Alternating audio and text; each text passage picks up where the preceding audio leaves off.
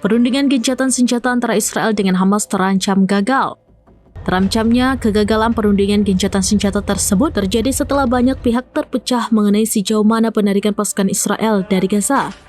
Perundingan tidak langsung mengenai usulan Amerika Serikat untuk gencatan senjata 60 hari berlanjut sepanjang hari Sabtu 12 Juli 2025. Delegasi dari Israel dan Hamas telah berada di Qatar untuk mendorong kesepakatan yang mencakup pembebasan sandera secara bertahap, penarikan pasukan Israel, dan diskusi tentang cara mengakhiri perang.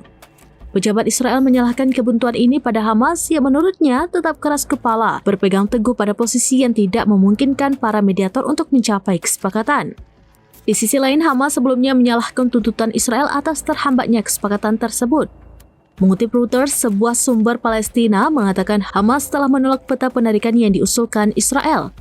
Pada peta tersebut, Israel berencana menarik pasukannya sekitar 40% dari wilayah Gaza, termasuk seluruh wilayah selatan Rafah dan wilayah lebih jauh di Gaza Utara dan Timur. Dua sumber Israel mengatakan Hamas ingin Israel mundur ke garis yang dipertahankannya dalam gencatan senjata sebelumnya, sebelum memperbarui serangannya pada bulan Maret.